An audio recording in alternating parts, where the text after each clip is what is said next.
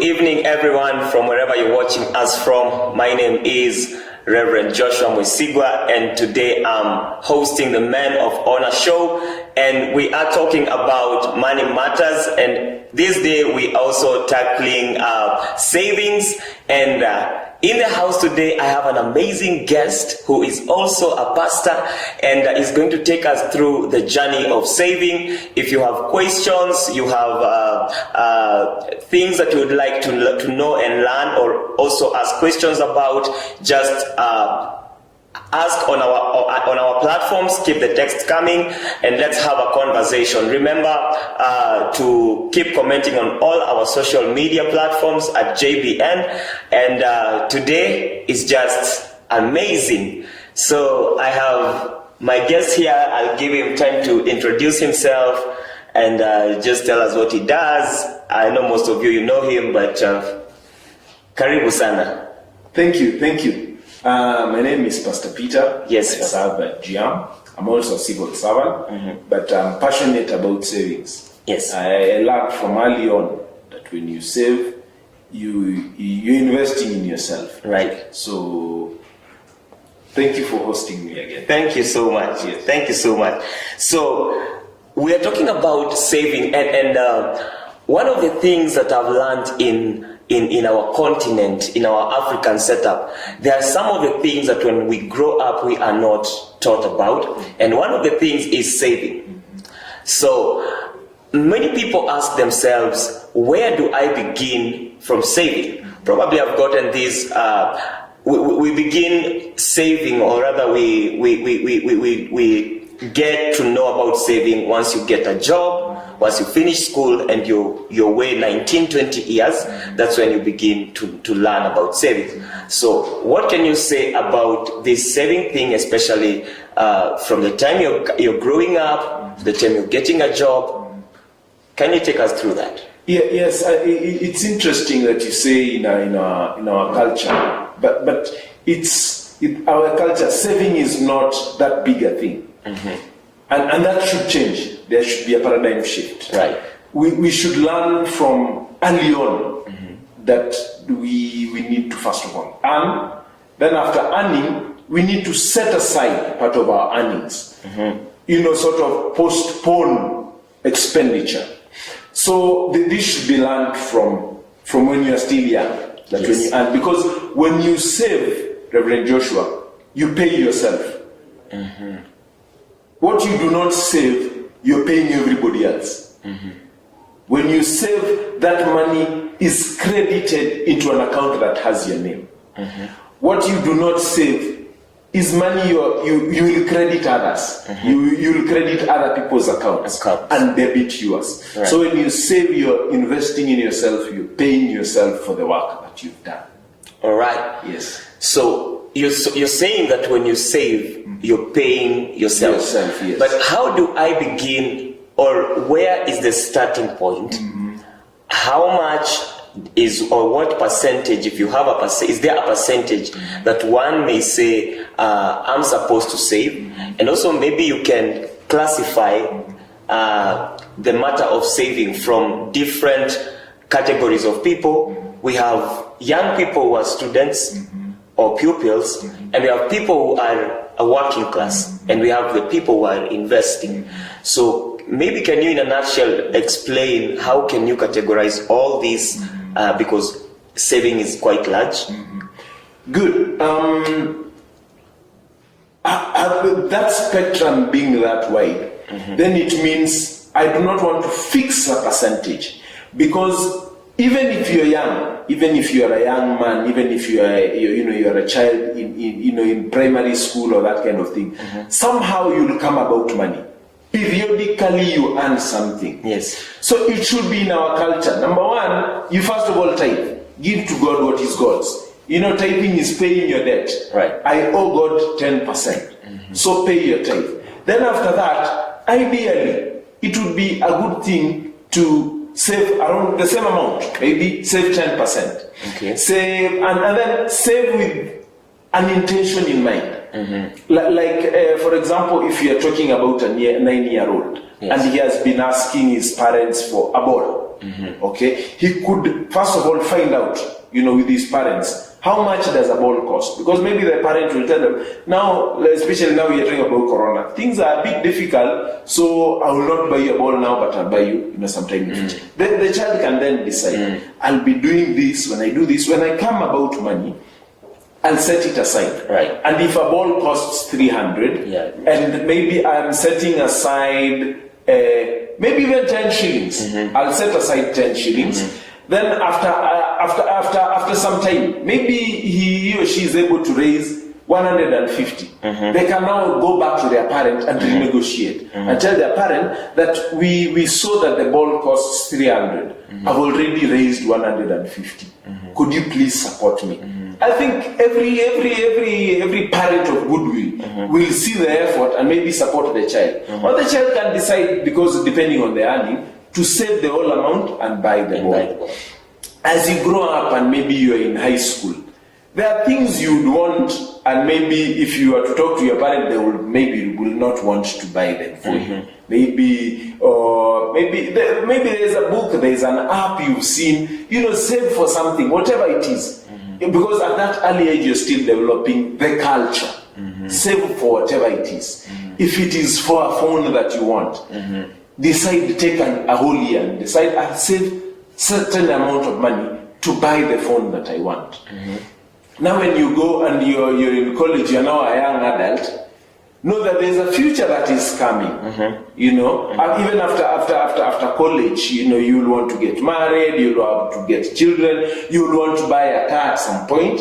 You could start by saving some amount and then increase it over time. Okay, decide that this because now when you're a young adult, you can even save for eventualities, for emergencies. In case I get sick, and now my parents and everybody knows that I am a certain. Maybe just to interject a little bit. Yes. Can you take us through? I like what you're saying. You're trying to categorize, and you're saying that saving is has different categories. Yes. So there's saving for I want to buy something. There's saving for maybe something I'm not sure about, but I just want to keep this money for in case of anything. Yes. So is there any what are some of the priorities that maybe you can give us and say these are the basics. These are the basics that I need to save for, let's say, school fees. Some parents save for school fees. So is there any, and how long can maybe a parent save or a student save? You can also take us through that. Oh, okay. I'll give you an example of myself, like what I do, especially when I'm saving for my children's school fees. I first of all get to find out next year in January. Now, I'm not even talking about the January that comes after this December. I'll be thinking of the January of 2022. Wow. How much money will I be paying in terms of school fees? After I find out, could be even 20 or 30,000. Okay. I have a whole 12 months to raise that amount of money. So it will not seem that large. So, because it is either I save towards that, or I'll have to borrow come January. So why not put aside? Then instead of borrowing and paying with interest, it is me who will be earning interest. Right. Then, notwithstanding that I still have to pay fees this year. Yes. So I'll start saving for that other. Yes. It could even be, at times, even if you have to save 3,000 a month, how much will that be? It could be 36,000 plus interest. Then, for this year, since I started early, I have some money set aside. I'll pay for this year. Come second term, because of my savings with my circle, I'll be earning some dividends and used to pay school fees. I can pay maybe for second term and third term. Then in January, now since I started saving in January, I'll have money for January. Okay. That is saving with a target in mind. Then, to be a member of my circle, that is one category of savings. To be a member of my circle, I have to be saving continuously some certain amount, depending on how much dividends I want to be earning. Yes. in April, Yes. I can be saving some amount. I can save 5,000, 10,000, depending on my income and how much I want to earn in dividends. So the more the sacrifice, the better the returns. Right. Okay. And that's a saving that has an income with it. Right. You save with a target, because especially with SACCOs, the saving also acts as an investment. Because you earn dividends, okay? And maybe for a young man, when you start that saving culture, because when I started early enough. I started when I started working. And since I decided, don't spend, then save. Decide. This, because of course when your salary comes, the government has already deducted theirs. Right. In terms of tax. Right. Okay, pay as you earn. Then when the money hits the account, if I decide to receive it in my hands first, then I'll start saving, it becomes difficult. Because needs are always they're always. Yes. Yeah. So I have a standing order with my SACCO. And that's where my salary goes to. They deduct immediately the money hits the account, they will deduct whatever amount. Okay. Then when the money comes to me, then I decide, now from this, what is my 10%? What is the 10% of my gross income? Okay. Then that I give to God. Okay. Then now I spend the rest. Okay. Your expenditure will depend on you. It is you who decides what your expenditure is. There's somebody who pays for cable TV, they pay a certain amount. People pay different amounts. You can decide, this is where I live because I will afford depending on this amount of money. This is the school I'll take my children to because I can afford this. Right. And that kind of thing. This is the kind of food I'll eat. Somebody else will decide to be eating meat from breakfast. Maybe you depending on what you earn. Yes. And there's some people who say that they earn too little to save, and they believe that's the notion that they've been brought up with. So does saving depend on what you're earning, or does it just you have to save whether you're earning 1 shilling or you're earning $1 million bob? Reverend Joshua, there's nothing called too little. It's just that it's not enough to meet all your needs. Okay? So if you're earning it, it's not too little. And if you think it's not meeting your needs, do something extra. Okay? Do something extra. If you work from maybe 8 to 5, ensure that from 5 onwards, there's something you do. You do. So is there the saving part? And this, I know maybe we have viewers out there who are asking, how little should I begin by saving? Yes. So, and you've talked about the type, that is the 10%. At least someone knows whether I earn, regardless of the amount that I earn, I know 10% goes to the church. Yes. So what about, is there any a percentage that you say, regardless of what I earn, this is what goes to the saving? Okay. Then again, it's not cast in stone. Yes. But for me, ideally, it should not be less than 10%. Try and save at least 10% of what you earn. Okay. But you are well cautioned if your saving is around 20% or 30%. But you can start with 10%. Then again, let me also give you an example. I remember this we used to do when we from school. From school, of course, depending on how much you would be given for as transport, I went to a day school. Yes. You'd find yourself being left with some 5 or 10 shillings every day. Right. These 10 shillings, you'd spend it on buying biscuits at the end of the day, buying maize. I'm not advocating against buying maize. I'm not against you buying maize when you're from school. Yeah. But when you think of it, if you are to save 10 shillings every day for a whole month, that would be 300 That's shillings. 300 shillings. Yes. 300 shillings at the end of the year. How much is that? That's like, is it 3,600? Yeah. Even if you're looking to buy a phone, imagine from saving 10 shillings, you're able to buy a phone. Right. You do not even need to take that 10 shillings to the bank.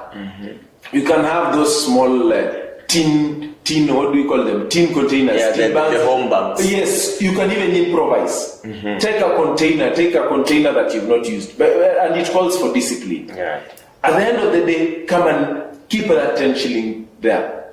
Then that's number one. Number two, be accountable. You can have so many accounts for saving. You do not just need to have one. You do not necessarily have to have one. You can have so many depending on what you want to do. Okay? So then be accountable. Like decide that there's a write-up. There's something we use in what we call our 52-week challenge. And those are the many challenges. And I want you to talk about the 52-week challenge. Yes, but before I get to the 52-week challenge, let's start with the 10 shillings. Okay. So that everybody can see that they're able to save. You can decide every day I'll be saving 10 shillings. You can even be 20 shillings. It could be it could be a fixed amount. Every day I'll be depositing 10 shillings in this box. Then have that, there's that schedule. So after I deposit 10 shillings every day and hang it on a wall where somebody can see it, somebody you live with, so that that brings in the issue of accountability. So that when I save on today, I tick. So that if after 1 week, if I have not saved anything, that person who holds me accountable can ask me, hey, by the way, this week you've not saved anything. Right. That brings in the accountability issue. So that you can be saving that. That's option number one. You can be saving a fixed amount and you'll have 300 at the end of the month. Then you can also save increasingly. There's a mathematical formula for that can calculate how much you can be saving. Increasingly, meaning on the first day of the month, you save 10 shillings. On the second day of the month, you save 20 shillings. If you can afford 10, tomorrow you can afford 20. 20, right. On the third day of the month, you can save 30 shillings. Increasingly. So at the end of the month, the only amount will be required on the 31st of that month is 310. And I am telling you, this will be such a large amount you'll have saved that if you continue this for the whole year, you can at the end of the month, after saving that amount, you can then go back to starting. On day one, you start with 10 shillings. Yes. Or alternatively, if you earn your salary on 31st, you can decide and start with 310 on the first day of the month. On the second day, go to 300. Decreasingly up to the last day of the month. So that at the last day of the month, since you do not have money, you only save 10 shillings. And it will be such So it's a two-way. You can decide going from down, up, or going from up downwards. Yes, then going to the 52-week challenge. This is what we do. You start with whatever amount you're comfortable with. I'll share the schedules. The schedules can be shared so that they are seen. You can even be doing it on a weekly basis. Decide that from week 1, I'll save 50 shillings. It can be as low as 50 shillings a week. Meaning that's just around 10 shillings. It comes to less than 10 shillings a day. Right. So 50 shillings a week. So you save 50 shillings in week 1 of the year. Yes. Week 2, you save, it increases by 50. To maybe 100 shillings. In the second week, I'm talking of at the end of the week, either at the last day of the week or the first day of the week, it goes to 100 shillings. Yes. The third week, it goes to 150. Okay? I assure you, if you are to save that way, at the end of the year, you will have something like more than 60,000. Yeah, right. And it was a 50-week challenge. Okay. And then you could also have option 2, where you start with the highest amount. What you're supposed to save. I'll share the schedule so that you see it. With the highest amount, I think it comes to around maybe 2,000 or 3,000 on that week, because it's a 52nd week. You can start with that and decide, I will start, depending on your financial situation at the beginning of the year. Right. And then plan for it. So you save the 3,100 or the 3,200. I'll remember the figure. Then the second week, decreasingly. So that come December, you'll only save 50 shillings. The last week of December, you're only saving 50 shillings and you'll have your 60,000. That you've not borrowed, that you can spend on anything you want. That is option number 2. Option number 3, you could also maybe start with a 50 shilling. Then when you come by a windfall, these windfalls come. You earn dividends because of your investments. You go for a certain job and you're paid slightly more than, on top of your salary, you're paid something extra. you offload some of those heavy weeks, what I would call heavy weeks. Like when you're supposed to save 3,000, get rid of that week. Right. Decide, I'll put it aside, I'll deposit this 3,000. Maybe I earn 6,000. Let me deposit 3,000 and spend 3,000. Right. Okay. And that's a windfall, so you do not feel the weight. I'll spend this on this, and this on that, and offload that. Yeah. But make sure before you go into that, make sure you're also accountable. Hang that schedule somewhere in your room, and then keep checking it. Keep checking it so that somebody holds you accountable. If you're in July and you've not deposited something, somebody can remind you. A family member or somebody you live with, or even a friend. You can even share it on in a social media platform, because it's normally easier when people. That's why SACCOs and the chamas do very well, because of accountability. If you're doing it alone, it becomes difficult. Right. But if there's somebody who can hold you accountable, jamaa bwana, hiki tu hujalipa hivi mwezi, yes, you'll push yourself. Yes, right. And also, just on that note, when saving, what would you advise someone, or how would you advise someone to save? We have SACCOs, we have the merry-go-rounds, and we have the bank. So when you are saving, especially for sometimes short-term things, what would be your advice? Okay. Yeah, on different categories. We have people saving for businesses. We have people saving for vacation. I want to go for vacation. Yes. We have different types of why people are saving. Okay. So where would you advise people to maybe put their money where it will get good interest rates and maybe can add some more value to their money? Okay. I'll answer that question in two parts. One, you say you're saving for different issues. Right. Number one, maybe you're just saving to go out on lunch. Right. At the end of the month. If you are to save in a SACCO and you want that money at the end of the month, it becomes a challenge. Because now withdrawing the whole amount at the end of the month, after that short period, becomes a problem. Yeah. But if you're saving and you want the money at the end of the month, because you want to treat yourself and you want to enjoy yourself, what you do, you can save at home. But then again, SACCOs are normally the best. Okay.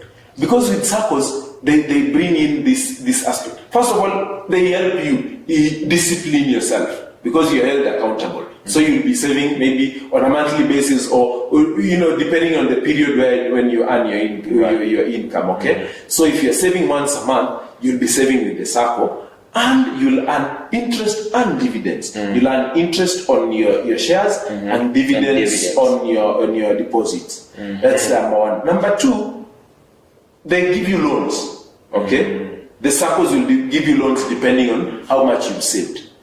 And these loans, after they advance to you, Reverend Joshua, the loan, what they make from you, the interest they make from you, they share again the interest with you. Right. In terms of dividends and interest. Right. They share that with you. They made it from you, but they are sharing it. They are sharing it with you. Yes. Right. And their interest rates are normally lower than banks. That's number one.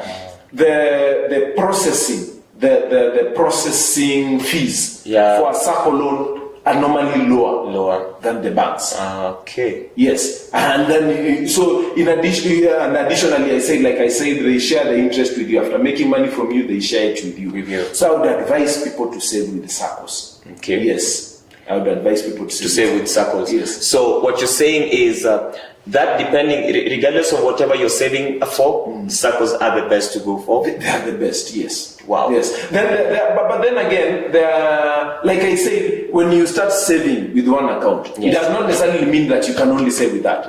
You can have various options. Like I also have an account with a certain bank whereby they limit your withdrawals to once a month. So when I come by a windfall and they want to pay me through RTGS, I'll give them the account number of that bank. Yes. So they deposit that money there. And since it's once a month, well, maybe I could have a challenge in the middle of the month. And since I'll have withdrawn, I'll decide, let me forgo that. So that when I will necessarily need that money, and I feel like now I need that money and I need it in that lump sum, I will go to that account and withdraw. So, and then you can be a member of a chama. Chama also holds you accountable. Because if you have a chama and you want to save a large amount of money so that you can pull your funds and invest in a large project, that is also not a bad idea. So you do not you do not do one at the exclusion of others. Just explore depending on what you are saving for. Yes. If you are saving like our good sisters save for buying maybe things in the house, their furniture and the utensils, you can be a member of a chama. So at the end of the year, they give you the amount and you invest on that. If you are saving for holiday, even SACCOs, they have different facilities. They have the saving accounts maybe for holiday. So at the end of the year, you can fly to Mombasa and have a vacation. Yes. Before we go for a break, I just need you to shed some light on the 52 maybe weeks saving challenge saving plan, and I just want you to tell me or maybe explain to someone out there when you're saving as such. Maybe you are a group. How is it best to save as alone, or is it advised to save as a group, so that you can keep each other accountable, and also you can be able to maybe have same goal, but at the same time you have individual goal, but you have also a corporate goal. So I need you to just maybe shed some light on the two aspects before we go for a short break. Now, the challenge was meant to challenge our discipline to save. So nothing prevents you from doing it as a group, but it was meant to first of all challenge you as a person. Okay, so when it challenges you as a person, even if you are a member of a group, maybe and the group you deposit to the group account on a periodical basis, and so that, but you can raise the money as an individual first. Maybe you're supposed to deposit maybe 5,000 or 3,000 at the end of the month. Why not save as an individual 10 shillings, especially for those who do businesses that they earn their pay every day. Why not save 10 shillings every day, so that come at the end of the month when you're supposed to deposit into the group account, you have your 3,000. Yes. So nothing is preventing you from doing it as a group, but also have one for yourself. Discipline yourself so that you can save. Save whatever you have. You can even be saving 5 shillings, Reverend Joshua. You can even start with 5 shillings and then increase it, so that today you save 5 shillings, tomorrow it's 10, the following day it's 15, depending on what you can afford.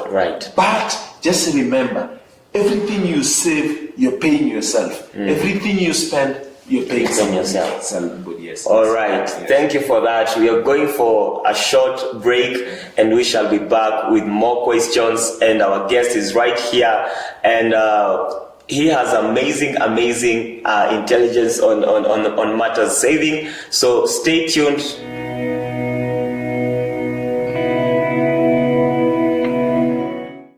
I just want to welcome each and every one of us to our usual Sunday services. We kick off at 7 a.m. English service, running through to 9 a.m. At 9:15, we enter with English Kiswahili service, 9:15 up to 11:15.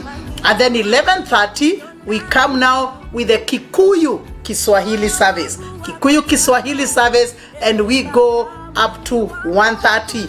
Then we give room to the youth to have their glorious service, which starts at 1:45 up to 3:45. Every Wednesday, never forget, we have a deliverance service, 5:30 running through to 7:30. For 2 hours, come for a glorious worship, a tremendous time of word and ministry, casting out devils, healing the sick, delivering God's people. 5:30 to 7:30 every Wednesday. You are most welcome. Let's meet in the house of the Lord. Bless you. See you in Gia.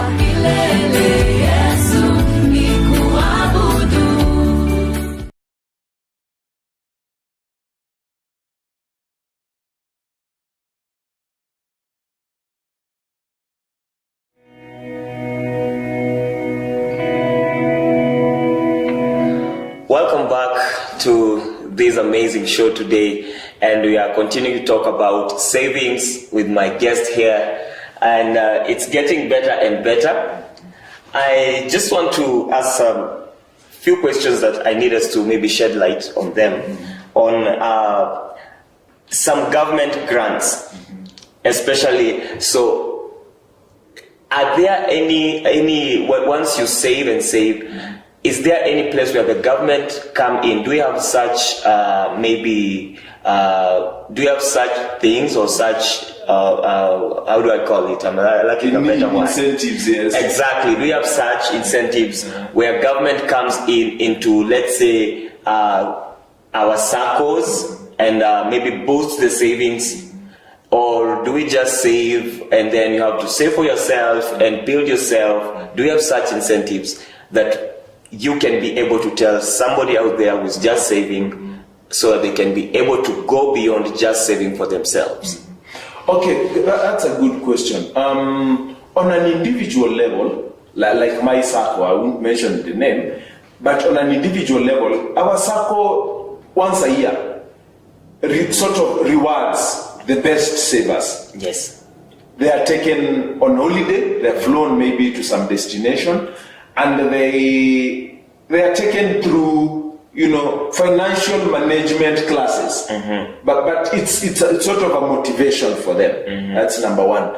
Number two, then it is also rewarding. It's also rewarding when you earn some handsome amount in form of dividends. That's a motivator, okay? Because it's money you're being paid, and it's not necessarily your saving. It does not reduce your saving. It does. You're paid for the savings that you did.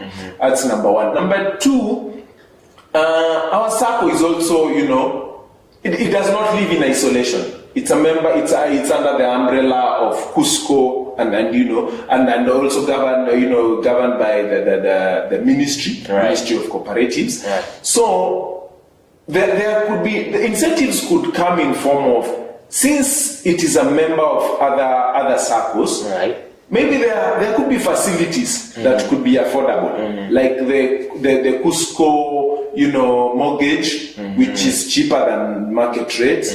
That's number one. Number two, most SACCOs buy land, invest in land, in real estate, and then distribute, offer it to their members at subsidized rates. Right.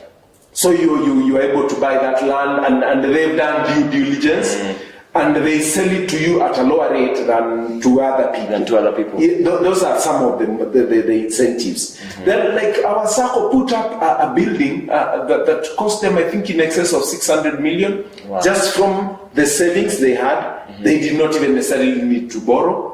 So everything they earn from that building, it's plowing back profits. There are many incentives, and I think the government also has the incentives they bring in terms of legislation from time to time to encourage that saving culture, to encourage the cooperatives culture. Yes. Right. So I'm still concerned about the group savings, and especially because according to what you're bringing up, what you're getting to know is that SACCO, it's a like group savings, and that's what brings a larger investment. So how can this group that maybe started from a low point, they've just gathered together, it started as a chama, and now they decide we want to invest we want to put our money into a SACCO so that we can get maybe more loans to enlarge. What is the starting point? What is the starting point for young people outside there, or a young women's group or a men's group, men forum somewhere? How do they start working? Okay, good. There are very many ways, incentives, especially even banks and SACCOs offer accounts for groups. And they sort of give them better terms in terms of credit facilities. Okay, there are banks I know that if a group saves with them for a certain period of time, they are able to get maybe 4, 5, or 6 times their savings to invest in anything. Like, for example, it could be a youth group, and they earn some small amount and keep it aside. If they can save for a certain period of time, they can deposit it in the bank and then maybe invest, buy land. Buy land, and after they buy land, they could decide and distribute. Which is the right term, Yes, and then buy land and then, distribute it among themselves. Among themselves. Yes. Okay. Or option 2, sell it, make money, pay the loan, and then benefit from the interest, from the profit they will have made from selling the land. There are very many facilities with very many financial institutions to encourage groups. So they should not just stop at that. After they save as a group, they should open an account. In fact, from day one, from the day they start saving, they can open an account and be depositing the money in that account. Okay. Yes. Okay. Yes. Let's move a little bit for the saving for especially things like for retirement. We have many people who are saving for retirement, but I would like also to just sometimes think you might be saving for retirement, yet you're living a life that is not, you're struggling, yet you want to save for retirement. So is it advisable for someone to save for retirement as they struggle right now, or would you advise somebody to just save for now, build now as you wait for the older age? For the older age. Yes. Well. Now, before you retire, you'll have worked for probably 25 or maybe 30 years. 30 years, right. If you put aside an amount that you're comfortable with. The Retirement Benefits Authority, governs that whole sector. Go and look for these accounts, these facilities. You'll go to any bank or to very many society banks or maybe cooperatives that have what I would call a facility for saving for retirement. Right. That is comfortable. They look at your income and from your income decide what. Or you and them decide what you're comfortable saving towards retirement. Because after retirement, Reverend Joshua, your expenditures will go up. Yes. But you'll now not be earning. Yes, you'll not be earning. You are not in a position to work as hard as you can work now. Right now, if you feel your income is not enough, you can engage in some extra business. Right. To compensate for that deduction. Right. But when you're retired, your medical bills go up, you still have to eat, but you are now not able to earn as much as you could earn. Right. So towards retirement, first of all, save. That's number one. To invest. Invest in real estate. Okay, I don't know. You can build houses, rent them out, so that after you've retired, you're not able to go around, earning extra money. You will be earning from your investments. Right. Maybe in form of rent or shares. Right. You're able to earn. Right. Okay. Right. So I wouldn't use the word struggling. It's such a heavy word. I would say sacrificing because postponing expenditure. It is still your money, but you're postponing expenditure. Yes. And expenses will always be there. Yes. Whether your income reduces or not, there'll always be expenses. And you're sure you are going to retire. Yes. You are so certain that there is a period. You're definitely going to retire. Yes, you will not be able to work. Right. And you will need to. Your expenses will have gone up. To make sure that your life is comfortable, you need to save for it. You need to save for it. Yes. So, in other words, you need to go, you're just saying you need to do both. Have some investment, but the saving towards the retirement still should be there. Yes. But on a certain maybe percentage that you're comfortable with. Yes. So does the government do that, or does the government choose? Let's say we have the things like at the NSSF. There's a certain percentage. What about the people who are self-employed? They are doing their own investments. What would still be the percentage for maybe such also? Okay. Yeah. Yes. There is legislation. NSSF. It was created by law, and it is a requirement that every employer should. Sort of have an account for their employees, yes. A retirement benefits account. Right. So That by the way is almost direct for government employees, and there are those who the government pays their pension. But towards the future, it seems the government may not be able to, support all the retired persons, okay? Because that bill will have been, it will be so high for the government to afford it. So you also need to have your own initiative. For this self-employed person, you can open an account with NSSF and be saving there. Not only NSSF, there are very many insurance companies that have that facility where you can be saving towards your retirement. Okay. There are so many. You walked into any and ask them if they have that facility. And it's governed by the Retirement Benefits Authority and even governed by law. Yes, there's legislation that governs that. And you can be saving towards your retirement. Even if you're self-employed, you will still retire. There's a time you will not be able to work. Right. Yes, and you'll still be existing. And talking of choosing a place, maybe a circle or vehicle, yes. To invest in or to save with, we've seen a number of investment companies that have, for lack of better words, conned people.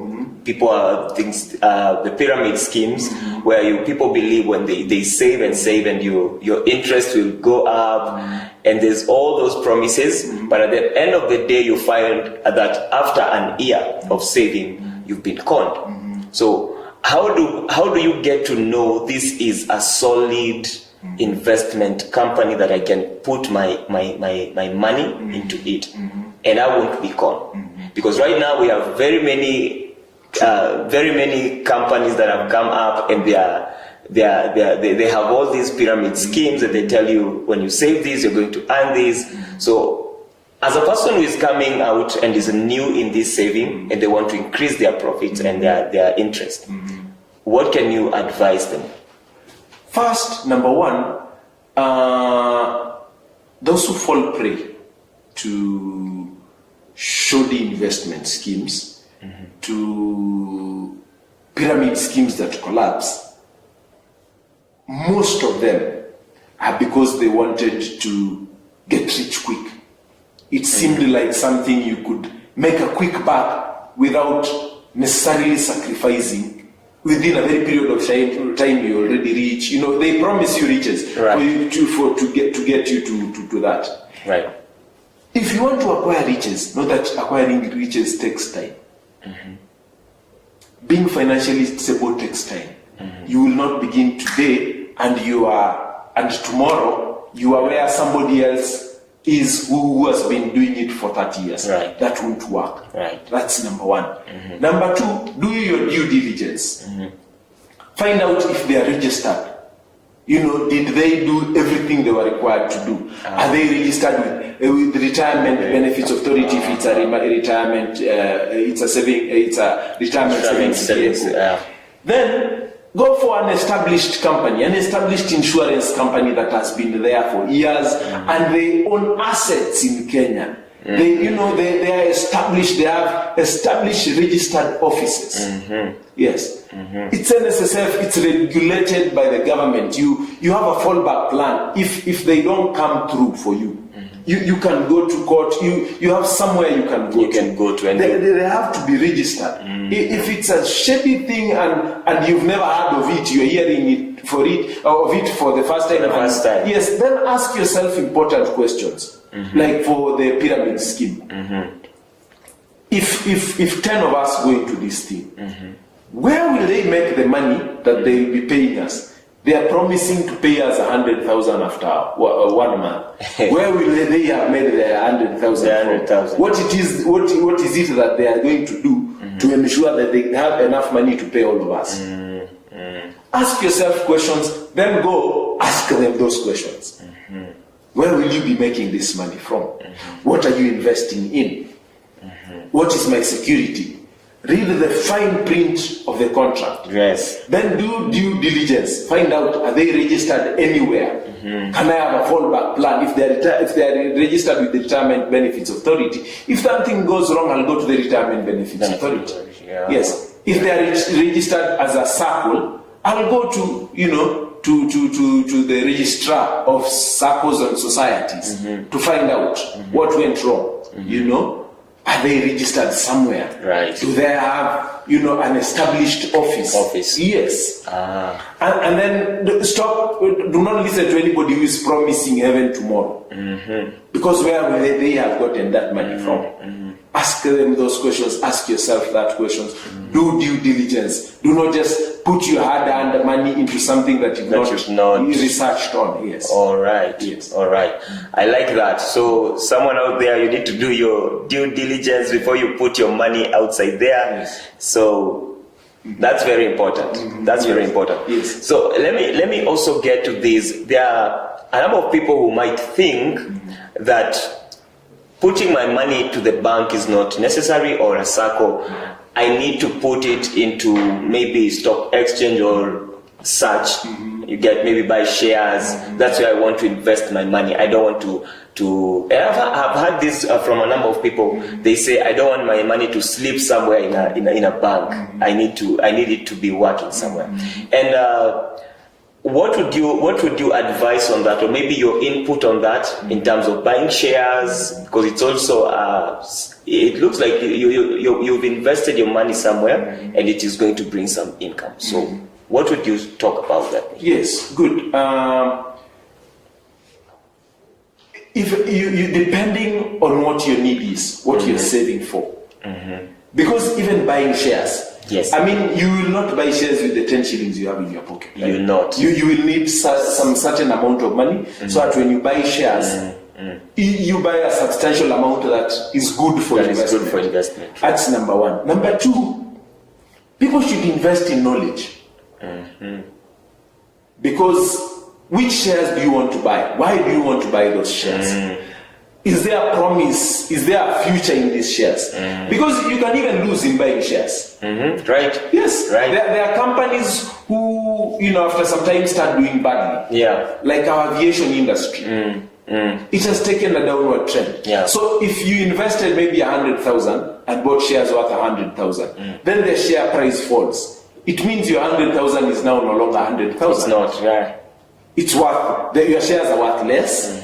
You are, you know, you do not expect dividends because maybe the company or the firm is not making profits. Right. Invest in knowledge. Read about, because we even in investors, we have different categories of investors. Right. Okay. Right. Depending on we have expert investors. We have, you know, look for advice. Even if I am to buy shares, you will need to have gotten that money from somewhere. And just to interject you, yes. Where does someone get this advice from? Where do they start from? Where do they get this knowledge that I need to? How do I even get to know? I can buy shares from this company. I can buy. Where is that knowledge found? There are very many places. First and foremost is Google. Just Google. Buy books. There are books by writers like Kiyosaki on investments, and very many other writers. They've written books on even investing. Read those books. That's number 3. Walk to a stockbroker. Go and you know, get advice from them. Okay. Look for people. There are people offering. There are even classes offered by very many organizations and institutions. There are classes everywhere. Yeah, just go on Google on classes on investment. So what you're saying is, even in the local setup that we have, yes, someone can get the knowledge from. The knowledge, it is available everywhere. You can read up on it. You can. There are classes. There is one organization that I know that offers classes. I don't know if I should mention them on TV, but yes, there's no harm anyway. Yeah, you can even go for Centronomic classes on investment. You can go for Centronomic classes on investment. They'll give you very good lessons on how to invest. We have bankers, we have stockbrokers, we have accountants, we even have knowledge on investments. Right. So that even when you're investing, you do not lose money. It's not guaranteed. It's not cast on stone that if you buy shares, you are definitely going to make it profit. Yes. Yeah. You can, and by the way, which rich person does not have a bank account? None. Which rich person does not have somewhere they've saved their money? The money. Everybody has saved their money somewhere. Somewhere, right. And they're saving with different targets in mind. Okay? Save for investment. Even if you are to invest, how do you, unless you're investing from a windfall, yes, you will need to put together some money to invest. So there is no clear-cut line that this is bad. But depending on your needs and depending on your circumstances. Yes. Somebody else is overseas and they need to save their money. Where they save their money, they want to save their money in Kenya shillings. You can save in a bank account in Kenya because maybe they are not available to come and do their research. But before you invest in anything, do your research, weigh your different options depending on your needs. Weigh your options depending on your needs. Yes. All right. As we bring it to a close, sometimes you save your money and you invest your money somewhere. You will first save, then go invest somewhere and make losses. And you've saved for a whole year, for a long period of time, and then you go out there and make losses. Coming back to saving again might be a challenge to a number of people. So how does someone bounce back? You've had your saving plan and now it's gone wrong. How do you come back and begin the journey again? Okay. For starters, everything in life is a risk. Even waking up and walking out of your house is a risk because you could get hit by a vehicle. So even investing is not a 100%. We are not saying that if you invest now you're okay. You're rich. But everything is a risk. Yeah. There are depressions that come. As much as there are times when businesses are doing well, there's a time there will come a time when there will be depression. So that even those who've invested in very good investment vehicles will lose money. Right. So you need to have different investments. Okay? Go into an investment, do your best, then have another one. Have a fallback plan. Always have a fallback plan. Okay? You can even have an insurance, you insure your investments. Okay? So, and then number two, after you've lost, it's not all lost. I mean, you've not lost your life. Right. Yes? Right. And you started from somewhere. And when you are starting, you are still alive and life was still going on. Right. Even if you lose, just take it as a lesson. Know that I have known how not to do it. I have just learned how not to do it. So start again. Go back and start again. Start again. Yes, do not be depressed and decide now your life is all lost. Go back, start again. Start from somewhere. Even in the Bible, Job started from somewhere. After he had lost everything, he started from somewhere. Right. Start again. Right. You might not be, maybe after some years, you might not be where you wanted to be or where you could have been had you not lost. But you will be better off than where you started. Yes. All right. Just have some fallback plan, have a backup, insure your investments and that kind of thing. Do not do it all, this is all in all. If I lose this, I'll have lost everything. I've lost everything. Have a fallback plan. Wow. Yes. That's so amazing. And I want to just look at that camera and for a minute, talk to someone who is willing to save and they want to begin, they've not started, and just speak to them and tell them something. Thank you. My viewers, when you save, you pay yourself. When you spend, you pay somebody else. As appealing as spending is, it is paying somebody else. So start saving. Save. Even if you're going to save in your home bank, save. If you're going to save at home, whatever makes you comfortable, save. Suppose go open an account with a SACCO with a very small amount of money and save there. If a bank is what is near you, save there. But just make sure you save. Saving is postponing expenditure. It is money you will need in future. And when you save, you are normally better off than somebody who has not saved. So make sure you do not eat everything you earn. Save for the future. Thank you. Wow. Thank you so much, Pastor Peter, for that knowledge, and we appreciate you so much for being here with us.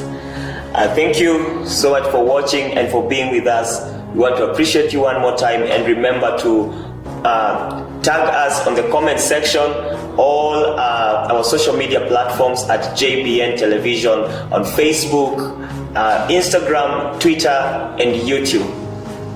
May the Lord bless you. Have a lovely night.